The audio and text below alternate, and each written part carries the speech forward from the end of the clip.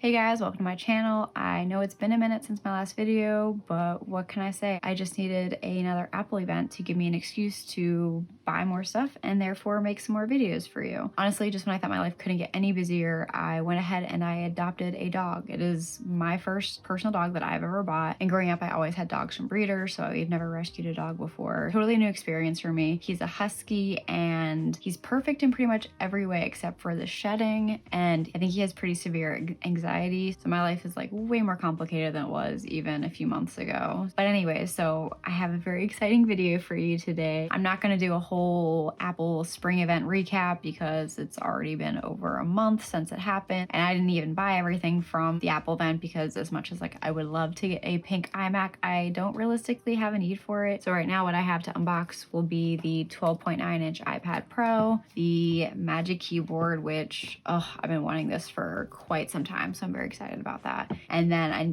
was gonna put all of this in one video, but since my videos are always so long, I figured I'm gonna do these in this video. And then in the next video, I also purchased the 4K Apple TV as well as the AirTags, because obviously I have to give that a try. So in this video, I'm just gonna be doing the iPad Pro with the M1 chip as well as the Magic Keyboard. And then in the next video, I'll be doing the AirTags and the 4K Apple TV with the new remote control, which everybody seems to love, but I haven't gotten a new Apple TV since 2012, so I'm pretty behind in the remote control, so I'm sure it's going to be a huge upgrade from what I'm used to. But I wanted to do this video first because I'm definitely most excited about the iPad, because literally the day of or the day after the Apple event occurred, I decided to sell my 2020 iPad Pro, which was the 11-inch, so I've basically been without an iPad for over a month, and I really like to use it for when I create my outlines for the YouTube videos and stuff, so it's been kind of sad not having it. So I'm definitely super excited to unbox this one.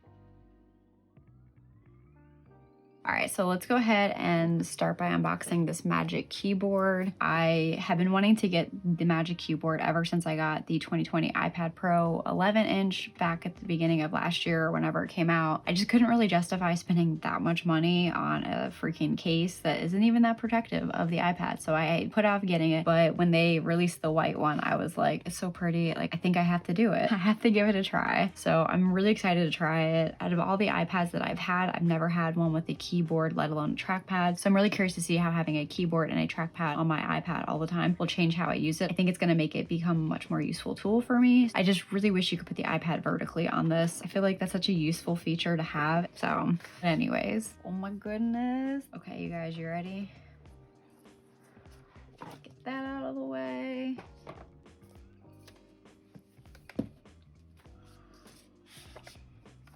Oh my goodness. It is so white.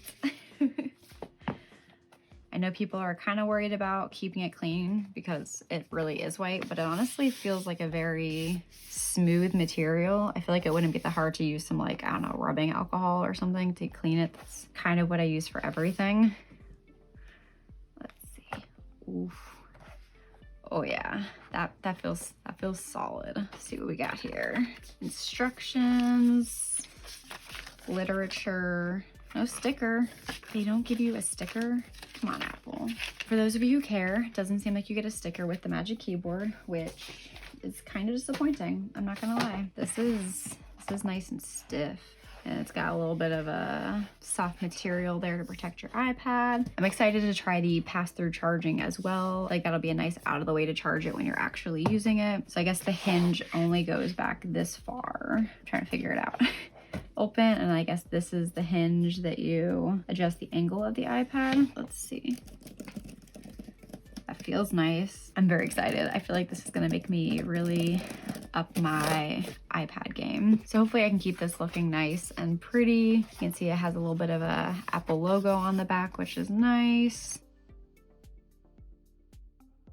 Next, and most excitingly, is the iPad. Back when I got the iPad Pro in 2020, that was me upgrading from, I think, the iPad Air 2. So like, it was a very long period of time before I did an iPad upgrade. I think I went from like the very first iPad to the iPad Air 2, and then to the 2020 iPad Pro 11-inch. And I was planning on keeping that one for a while. Like, I didn't really have any plans to upgrade anytime soon because that was way more powerful of an iPad than I honestly really needed to begin with. But shortly after I even got the 11-inch, I really was like, you know, I kind of wish that it was bigger still. I felt like if it was bigger, it'd be a better tool for me to use. So when this one came out and they said that they put the M1 chip in it, I decided I had to give it a try. This will be the first device that I have that actually has the M1 chip, so I'm very excited to try it out. I know a lot of people have been blown away by it, so I'm really excited. Again, this is way overkill for what I do with my iPad, but I'm really excited to try it out. I was also kind of hoping that since this had the M1 chip in it, they would have a better battery life, but it still has the same 10-hour battery as the previous iPad Pros, which is kind of disappointing. And it's also bigger, so I thought maybe they could have put a bigger battery in it, but it's still just 10 hours, which is the same as the previous iPad that I had. But then it's also nice that they upgraded the USB-C port to Thunderbolt, so that'll be really cool to try doing some new things with that as well. All right, here we go. Let's start unboxing.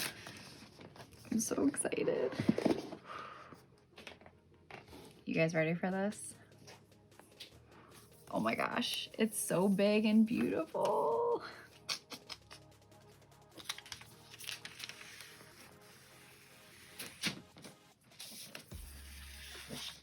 The size difference is crazy. I kind of wish that I had my 11-inch so I could compare it, but like I said, I sold it already. You also get the USB-C wall charger as well as a USB-C to USB-C cable. And let's see if you get any stickers in here. I know the people want to know. All right, so you get 2 stickers. So as long as you get an iPad, I guess it makes up for you not getting one in your Magic Keyboard case if you care. Oh my goodness, that is such a beautiful screen.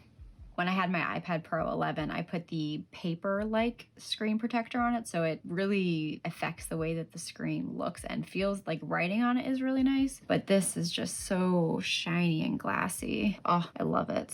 I also kind of wanted to try the space gray. I figured this would look nicer with the white case. Let's see how this works. Camera. It knew where to go. It knew exactly where to go. So can you... So I guess that's the full extent of it. Let's try that again. Like a glove. What happens if I try to do it horizontally? Let's see. It does not, it can't support it. I was secretly hoping that there would be a way. Don't recommend doing that, I don't think. Oh, I just want it to be vertical so bad. Even if they put like a little bit of a groove or something. That is like a computer. So I have this 16-inch MacBook Pro. This is gonna be so nice to use Sidecar with. I love it. It makes me so happy. It makes me so happy. It's kind of heavy. It's definitely a big boy. Oh, so you can't just hold it like that. Okay, there's definitely some downsides because I like keeping my case on it when I read it. It's gonna take some getting used to because my old case I could like flip all the way around and then I could read with it. That's how you get your vertical, I guess. I don't know. It's definitely gonna take some getting used to. That's for sure.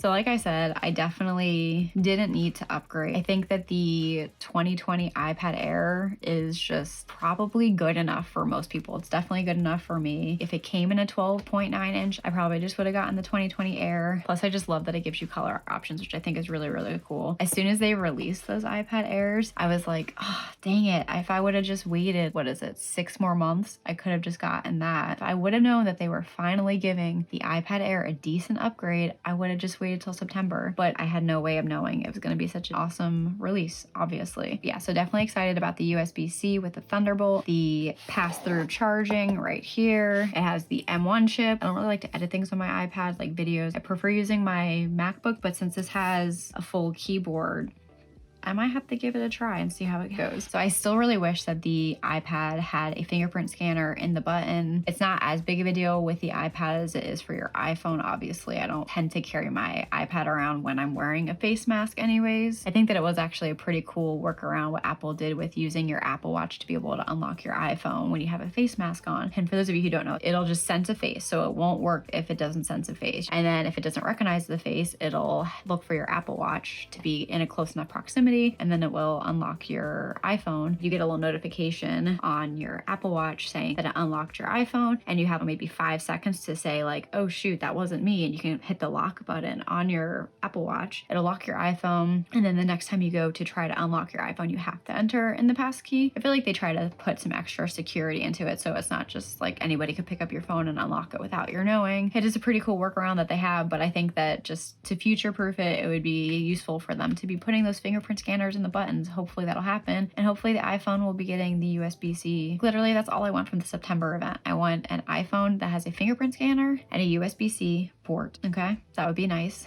And then an Apple Watch with a better battery. So what else about this iPad? I don't really use FaceTime very much or do video calls, but the center stage feature seems to be pretty cool. It follows you around in the frame. And again, I think that the 2020 iPad Air is probably a powerful enough tool for literally most people, unless like you're using it as your computer, then by all means get a spec'd out 12.9-inch iPad Pro 2021. But you know, for me, the iPad Air would have been fine. I really wanted the bigger screen. I tried using Sidecar a little bit with my 11-inch. It was just a little bit small and it wasn't the most enjoyable thing. So I'm excited to try this one out with Sidecar and see if it improves the use of it having such a big screen. And obviously it's totally gonna up my Hulu and Netflix game. I get to watch 30 Rock on a lot bigger of a screen, and I'm pretty excited about that. I've been using my iPhone now for the last month, so this is going to be a huge upgrade. And also probably one of my favorite productivity apps for the iPad is GoodNotes, which you guys should definitely check that out. This isn't sponsored by them or anything, but that's where I do all of my outlines for YouTube videos. When I do journal, which is almost never, and I want to get better at that, I do it in GoodNotes. And then I also do a collection of all the guitar songs that I'm trying to learn and ukulele songs, and I basically put the sheet music into it. So I'm very excited to use this with GoodNotes to have such a big screen to